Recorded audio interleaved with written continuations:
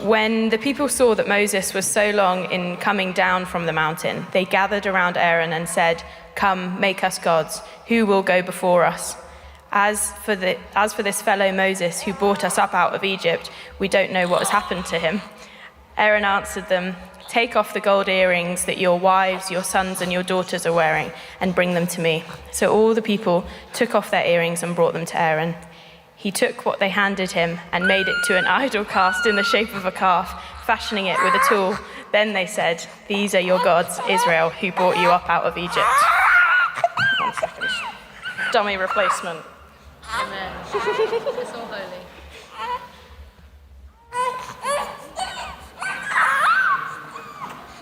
There we go. When Aaron saw this, he built an altar in front of the calf and announced, "Tomorrow there will be a festival to the Lord." So the next day, the people rose early and sacrificed burnt offerings and presented fellowship offerings.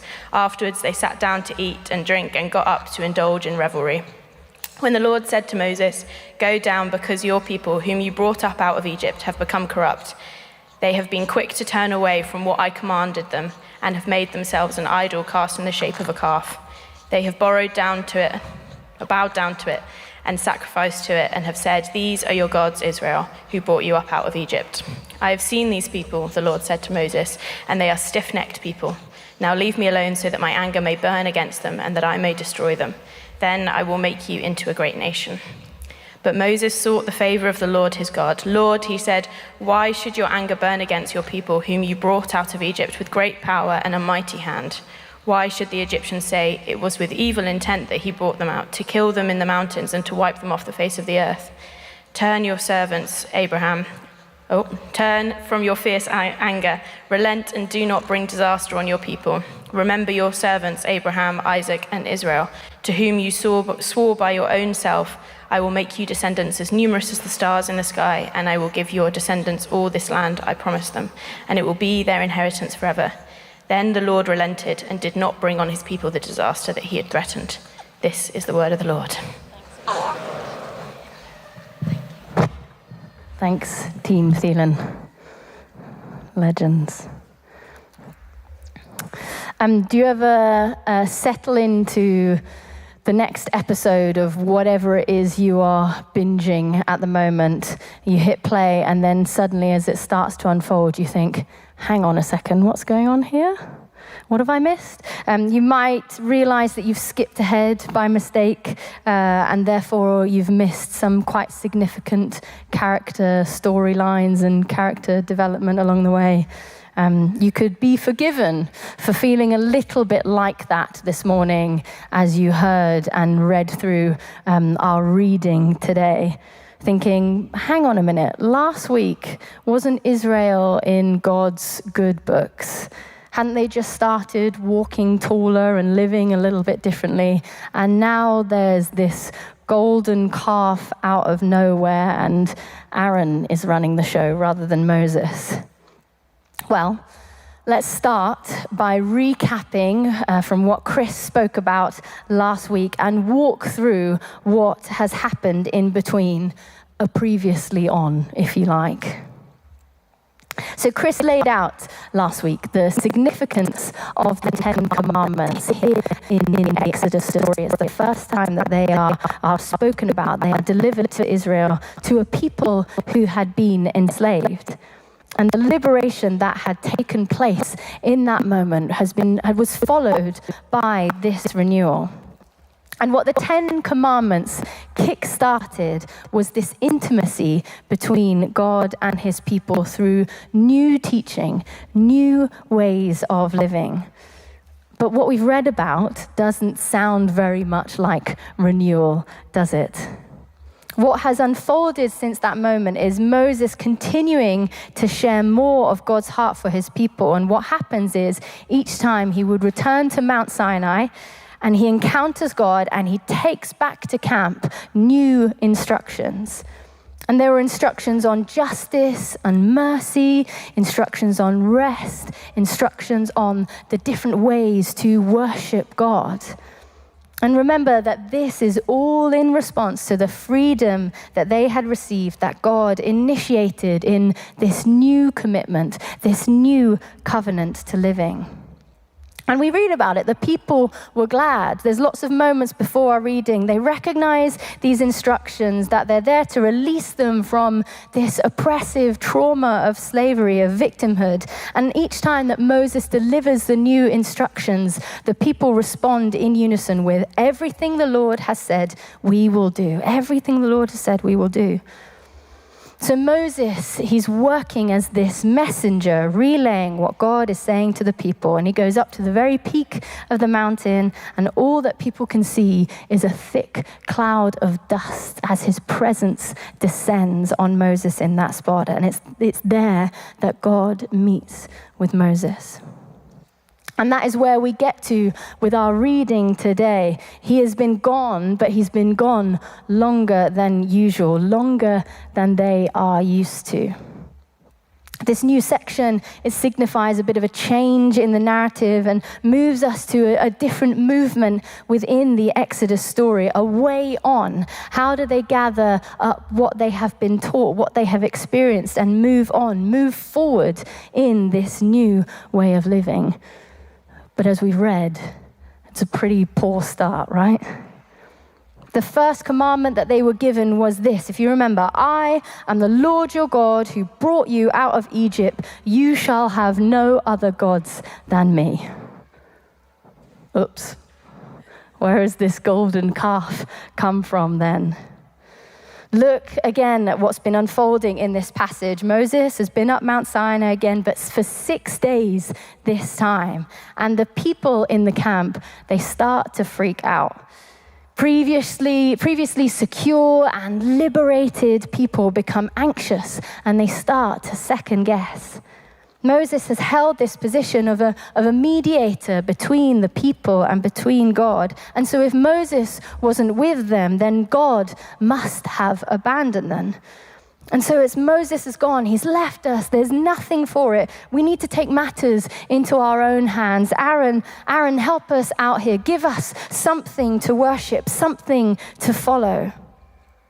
I think it's easy to be critical of Aaron at this point, but I can actually sympathize him. I think how many of us in this room, when handed authority and responsibility, would be quick to simply appease the majority. And he thinks on the spot. He gives the people what they want, and then I think immediately sees the huge mistake that he's made, and he tries to rectify it. He's like, yeah, guys, but tomorrow we'll give all of this back to the Lord, right? Yeah, remember, guys? But it's too late.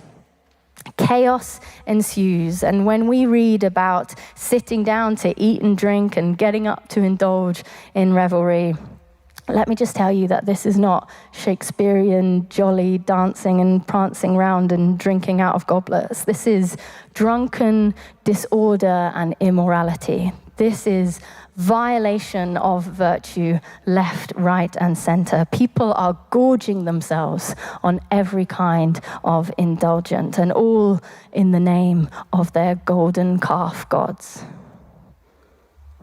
Does that paint a clearer picture of just how far off they have gone off course? God and Moses, together from where they are, they see this, and it's a kind of, is this really happening moment? God thinks, after all I have brought them from, all that I have given, and all the times that I have shown them another way, this is what they default to. And so we see a new dynamic here for us, a jealous God, fierce anger. God is disappointed that Israel is distancing itself from him, and he is distancing itself from the offering of himself. His covenant is being broken before his very eyes. So how is God going to respond to this rebellion? Well, Moses implores him not to just wipe them out and start again with him, but he intercedes on their behalf. The people have rejected God, and yet through Moses' petitions, God still maintains his promises and walks the Israelites once again through their own wrongdoings. Today, we're just over halfway through our Exodus series, learning about this journey that this chosen people walked through to know God better, to lead them into this new life. And so we are thinking about today idols and intercession. Idols and intercession. Could be two quite different subjects, right? But actually, as we'll see, very much linked, because both speak of something of the will of God and our proximity to knowing him, our closeness to recognizing who God demonstrates God's own self to be. Israel's abandonment of all that God promised them and Moses' ability to step into that disaster and say, not yet, can teach us about the faithful mercy and generosity of God, even still. And so we're going to do this. We're going to look at this with two parts. The first is, it's what you choose. And the second is, it's who you know. It's what you choose. It's who you know. Say that to the people around you. It's what you choose. And then it's who you know. Say it to the person on the other side of you. It's what you choose. It's who you know. The people of Israel, as we've heard, were in disarray. When God felt far away, what did they turn to? False gods, sex, and booze. With all the input and instruction from God, their hearts still turned cold. And they felt that they had to fill this lack with something else. They had to fill that emptiness with another option. I wonder, a question for you, what do you turn to when God feels distant? What do you turn to when God feels distant? I think God sets this out as the first commandment because he knew the fickleness of the human heart. He knew that we are all searching for something greater than ourselves, something to put our hope in. And he stood there before the Israelites and said, trust me, I am all that you need. And so I wonder, is God asking you this morning to trust him once again? To not choose a quick fix alternative when things don't go as planned? What we turn to in the waiting is often an indicator of where our trust lies. And as we heard last week, God's renewing work in the heart of his people was to take them from slavery to liberation, to free them from the traps of self-preservation and into a different perspective on the world. And he did that through relationship, through teaching them to depend on him, to choose him first. And that lesson, it continues to be an ongoing lesson for each of us. And I'm sorry to say that a lot of the Bible is a retelling of this story of people having to learn how to put God first above all other things, to lay down their idols over and over again. Jake and I were in Athens earlier this summer, and we've got a picture just to come up on the screen, the first one. Yeah, we went to visit Areopagus. I have it spelled out phonetically on my sheet here because I can't say it. Areopagus, which is an area mentioned in the book of Acts that St. Paul went to, and he delivers one of his most famous sermons. And this is a place, it's actually the rock in the foreground that is Areopagus, and then in the backdrop there is the Acropolis, a place where nobles and councillors would gather to discuss the law of the day. And then in the background, this temple was a place of pagan worship, high above the city, looming over the city of Athens.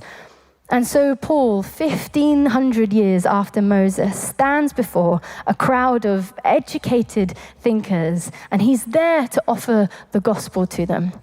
And he says this, he says, people of Athens, I see that in every way you are very religious. For as I walked around and looked carefully at your objects of worship, and I find this next line particularly fascinating. I even found an altar with this inscription, to an unknown God.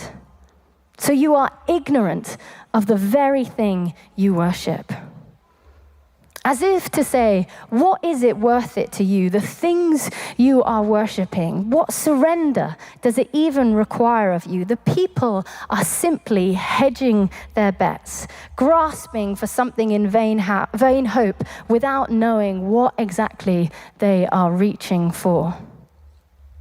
And we see it today, almost 2,000 years then following after St. Paul, and still, I would argue in many ways, hedging our bets, turning to alternative offerings. Yes, there are the big hitters of substance misuse, sexual exploitation, but also I think those lesser idols that creep in: consumerism, on-demand food and clothing, payment plans to help you buy now and pay later, gambling shops up and down the high streets, and social media that just one more reel promises to entertain you. All of this is conditioning us to believe that there is something better still on the horizon, right? One more thing. And it was what the Israelites believed. That gold that Aaron used to melt down the calf, the jewelry that they all brought to him, this was the same gold that had been handed to them as they left Egypt. The Egyptians gave it to them as a kind of get out of here, please. Off the back of all the plagues, it was a kind of bribe to just say, go, leave this place. We don't want you here anymore.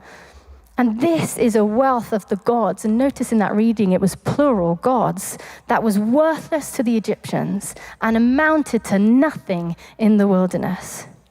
And yet the Israelites hoped it was the thing that was going to save them in that moment. They went so far as to believe that these superficial things would satisfy them. Worshipping these gods, these things in this way, it came from a place of insecurity. It comes from a place of insecurity.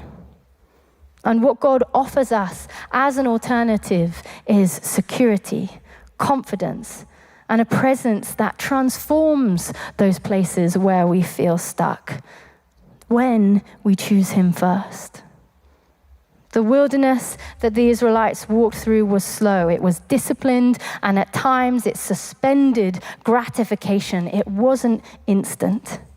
And we learn this too as we see Jesus' own time in the wilderness before his ministry. For 40 days, he is seeking God alone, fasting and seeking God.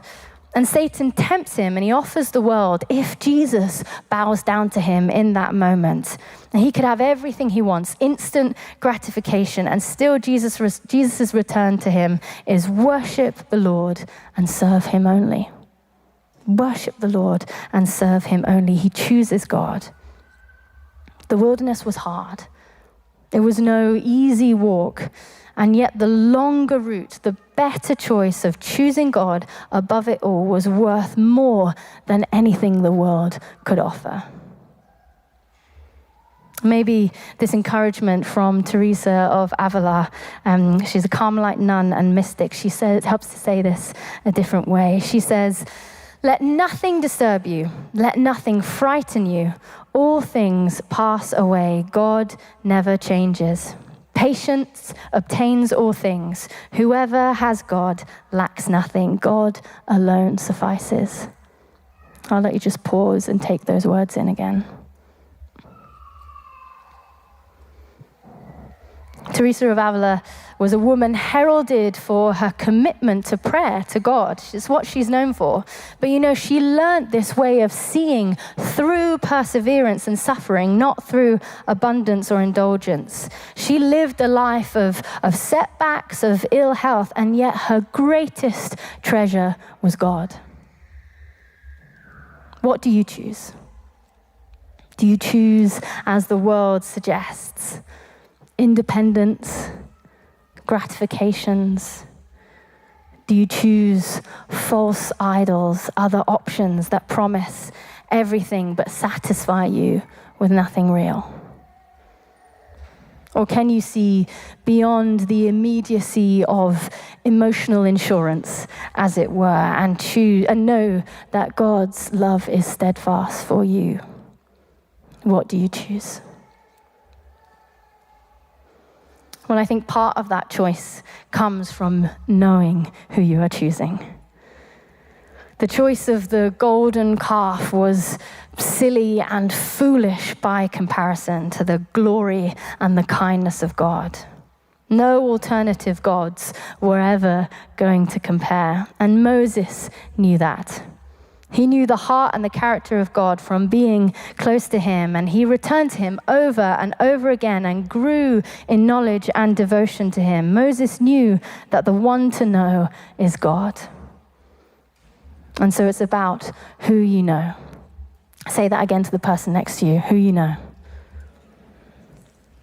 So later in the Exodus story, we see another conversation with Moses and God, where Moses says to him, "You've asked me to lead these people, so teach me more about you. Send your presence to be with us." And God, mirroring back this intimacy of relationship, says to Moses, "I will do what you've asked me because I am pleased with you and I know you by name." And then Moses makes this incredible demand of God. He says, "Now show me your glory. Now show me your glory." And as we read on in Exodus, it's in 33, as the Lord said to Moses, I'm skipping a couple lines. "And then the Lord said, I will cause all my goodness to pass in front of you, and I will proclaim my name, the Lord, in your presence. I will have mercy on whom I will have mercy, and I will have compassion on whom I will have compassion. But," he says, "you cannot see my face, for no one may see me and live." Then the Lord said, "There is a place near me where you may stand on a rock. When my glory passes by, I will put you in a cleft in the rock and cover you with my hand until I have passed by. Then I will remove my hand and you will see my back, but my face you must not see." The goodness of God was too mighty, too powerful, that even Moses, the chosen leader and mediator, cannot look it in the face or he might die. I'm not sure if you're aware, but there is an eclipse taking place on Wednesday this week. Are people aware of it? Excited? Geared up? People are pitching it to be the most dramatic since the one in 1999. Not most dramatic since the whole of 1999, but most dramatic since the eclipse of 1999. For those of you who are old enough to remember this historical event, much preparation and panic went into plans for the event, and tourism boosted in areas across the south coast where it was due to be most visible. I was about 5 years old at the time, and my most distinctive memory of this time was these. Do you remember them? The glasses? Some of you weren't born yet. What were people up and down the country provided with to equip themselves for staring directly at this bright, burning ball of gas, cardboard, and plastic glasses? But people dared to wait and watch because they could not help be captivated by this spectacle of marvel and beauty. And still, we could not see the full picture because it was too bright, too stunning to behold with the human eye. Moses wanted to know more. He wanted to see more of God. He walked closely with him, experienced his power and his beauty by returning to the mountain and listening to God to understand who he was better and better over time. And it meant that he could lead his people with a clear way forward. It also meant that, when we read earlier about God's disappointment turning to rage, Moses knew that this came from a devotion and a commitment to this group of people. Moses' prayer advocates for what are called the stiff-necked people, that they would be the ones to receive God's compassion and grace. This was his intercession on behalf of them. And how is God to respond to the rebelliousness and the failure of this people? Does he abandon them, start a new group, or does he be merciful? It's not a one-off reaction that we see God act like this. We read about it in other interactions in the Old Testament between prophets and intercessors who call upon God's character and say, I know who you are. I know that you are merciful, so hold true to the covenant that you made. The prophet Habakkuk has a dialogue with God to say, look at the world you created. Is it not worth saving? He appeals to the nature of God. This is very much within the nature of God's justice, that where there is brutal destruction and darkness, righteousness would reign. And so when we move forward in the biblical story and we see the life of Jesus and what took place on the cross, there is this moment where God's justice and mercy aligns. All brokenness, all darkness, all sin, all misdirected desire was laid out before and taken on by Jesus. And it was an offering made on our behalf that said, this will no longer come between us. No more. It was the ultimate moment where God's covenant, his promise, would always be fulfilled, and justice reigned. It's actually a mistranslation that teaches that Moses changed God's heart. That's not what happened. Moses is appealing to God's nature from what he knows about God, and he's saying, remember who you are. When the jealous anger of God calls, Moses steps in and says, remember the steadfast love that exists within you. And so God turns towards acting with mercy. Like Moses, a righteous intercessor can stand before God and say those same things. We know who you are. And so in praying for the renewal of our world, in advocating for others, we are calling upon God's character to move, to intervene. The holy, beautiful, merciful character of God. Is that not someone worth knowing? In choosing God, you choose something bigger than yourself and something often beyond our best attempts at comprehension.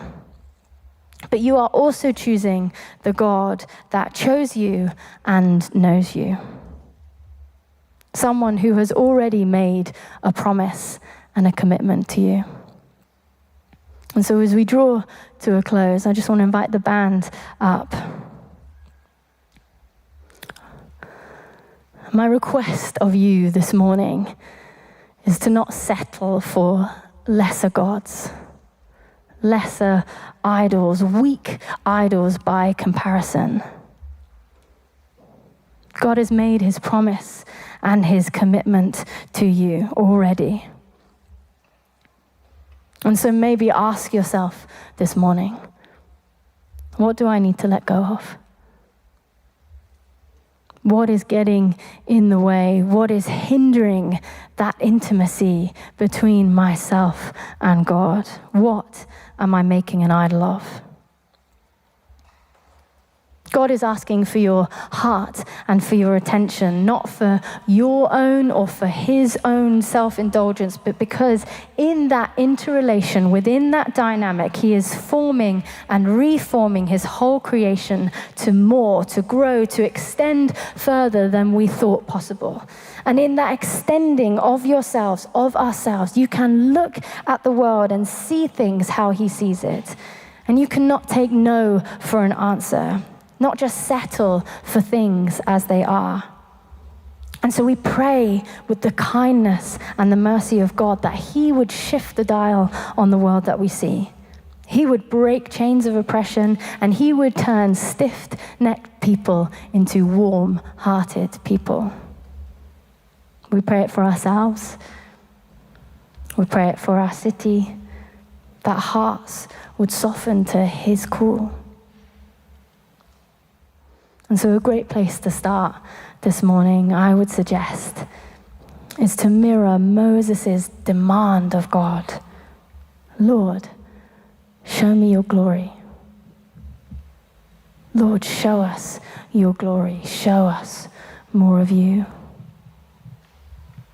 Show us your kindness. Show us your compassion. Transform our hearts and send your presence on us now. Holy Spirit, come.